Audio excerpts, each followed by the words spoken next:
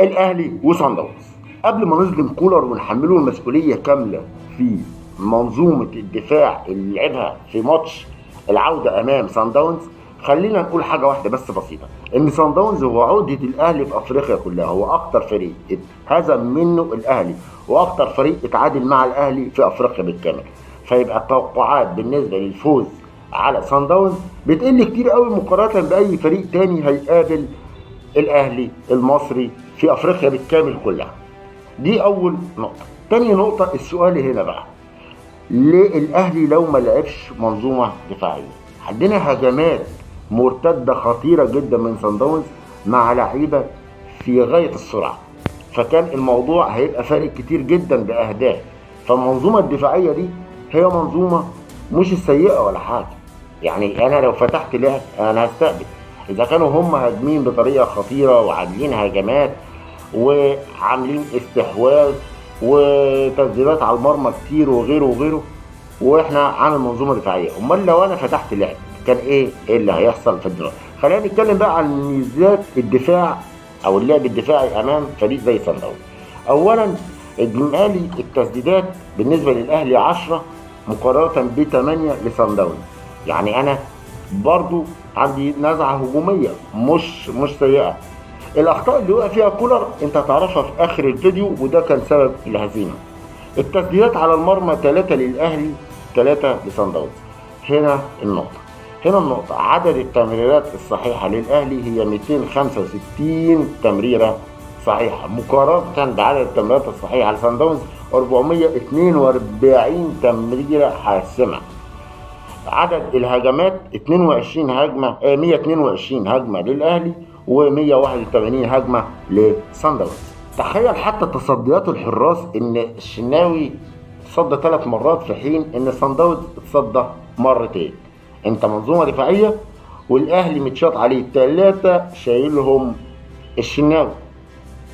طيب لو فتحنا لعب ما اعتقدش احنا ممكن كنا نوصل لمرحله ان ال3 دول يتحط جنبيهم صفر ويبقى 30. متخيل الموضوع كان رايح لفين؟ طيب نروح بقى على التشكيله. الاهلي كان بيلعب بتشكيله 3-4-2-1، هجم يعني راس حربة صريح واحد فقط في الهجوم بيعاونوا الاثنين اللي تحتيه، ولكن نتيجة كده احنا جبنا هدف وحيد ولعبنا بعد كده لعب دفاعي. طيب صن داونز كان بيلعب ب4-3-3، فكانت خطة متوازنة أكتر، خطة متوازنة دفاعيا خط وسط هجوم. التشكيلة الأفضل للأهلي في اللعب كانت ممكن تبقى 4-4-2 أو 4-3-3، يعني لو أنت مش عايز تفتح اللعب قوي كلعب هجومي العبوا ب4-4-2، هتبقى الموضوع أفضل من كده، أحسن من كده، أقوى من كده من الناحية الهجومية بالنسبة لك. إنما أنت تلعب طيب كل ده وكان لحد كده أنت متوازن جدا في اللعب، حتى بتشكيلتك حتى بطريقة لعبك كل حاجة. الخطأ اللي حصل عليه كولر وده سبب الهزيمة هو خروج كل نمط الهجوم عندك ودخول مكانه نمط دفاعي. يعني ايه النمط الهجومي والنمط الدفاعي؟